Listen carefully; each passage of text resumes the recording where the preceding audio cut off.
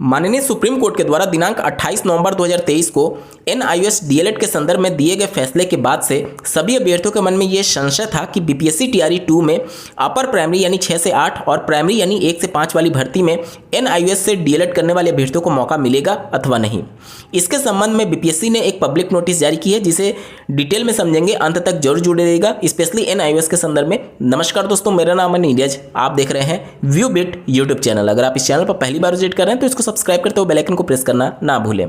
दोस्तों मैं बता दूं कि कैरियर बिट का दूसरा ही ऑफिशियल यूट्यूब चैनल ये व्यू बिट है, तो आप मेक श्योर कर लीजिए कि दोनों चैनल को आपने जरूर सब्सक्राइब कर लिया है, ताकि शिक्षा जगत से जुड़ी खबरें आपसे मिस ना हो। सबसे पहले आप देख लीजिए, ये आपको ऑफिशियल वेबसाइट पर मिल जाएगा। इसमें अगर बात करें NIOS डीएलएड के संदर्भ में, तो तीसरे पॉइंट में यहाँ पर आयोग ने सूचना दी है। देखिए क्या लिखा गया है, माननीय सर्वोच्च न्यायालय दिल्ली द्वारा पारित न्याय आदेश के आलोक में डीएलएड की डिग्री मान्य है। ठीक है, अप्रशिक्षित प्रारंभिक शिक्षक जो 10 अगस्त 2017 के पूर्व से कार्यरत हैं, उनकी 18 माह की डिग्री मान्य होगी। अब ध्यान से समझिएगा, 18 माह की डिग्री डीएलएड की डिग्री किसकी है? NIOS की है, माननीय सुप्रीम कोर्ट के फैसले के आधार पर। तो यहाँ पर आपको ध्यान देना होगा कि 10/8/2017 कौन सी तिथि है? 10 अगस्त 2017 वही तिथि है जब MHRD मिनिस्ट्री के आदेश पर NCT ने NIOS डीएलएड के संदर्भ में पत्र निकाला था और NIOS डीएलएड कोर्स में एडमिशन लेने के लिए इसके बाद से इसी पत्र के आधार पर 22 सितंबर 2023 को रिकॉग्निशन ऑर्डर जारी किया गया था NCT के द्वारा। तो सीधा सा मतलब ये हुआ कि ऐसे अभ्यर्थी अप्रशिक्षित प्रारंभिक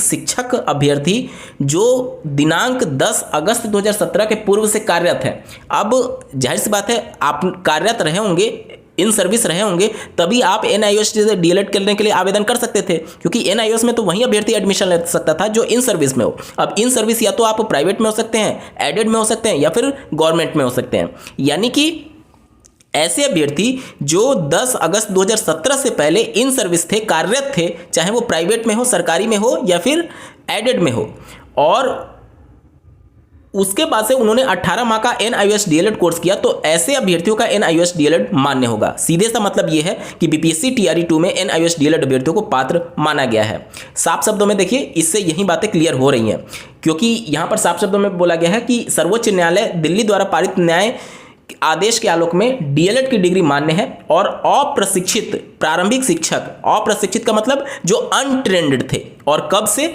10 अगस्त 2017 से पहले, क्योंकि ऐसे अनट्रेंड टीचर्स के लिए ही NIOS डीएलएड का कोर्स, जिसके संदर्भ में 22 सितंबर 2017 को, इससे पहले अगर मैंने 23 बोला होगा, 22 सितंबर 2023 बोला होगा, तो उसको 17 समझिएगा। 22 सितंबर 2017 को NCT ने रिकॉग्निशन लेटर जारी किया था NIOS के संदर्भ में, और ये रिकॉग्निशन लेटर किस लेटर के आधार पर जारी हुआ था? इसी 10 अगस्त 2017 के लेटर के आधार पर, जिसमें MHRD मिनिस्ट्री और NCT के बीच कम्युनिकेशन होता है और NIOS डीएलएड कोर्स को लॉन्च किया जाता है। तो इसमें साफ शब्दों में लिखा गया कि अप्रशिक्षित प्रारंभिक शिक्षक, जाहिर सी बात है ऐसे टीचर्स प्राइमरी में ही थे, और ऐसे टीचर्स जो कि अनट्रेंड थे, जो कि प्राइवेट में पढ़ा रहे थे, अनएडेड में पढ़ा रहे थे, एडेड में या फिर सरकारी में, सबके लिए यहाँ पर बातें मेंशन की गई। यहाँ पर सरकारी वर्ड यूज नहीं किया गया, यानी ऐसे टीचर जो प्राइवेट में भी होंगे और 10 अगस्त 2017 से पढ़ा रहे होंगे, अनट्रेंड होंगे, और उन्होंने 18 माह का NIOS डीएलएड कोर्स किया हुआ है, तो वो भी बीपीएससी टीआरई 2 में पूरी तरीके से पात्र मान लिए गए हैं। तीसरे नंबर पॉइंट की व्याख्या यही कहती है।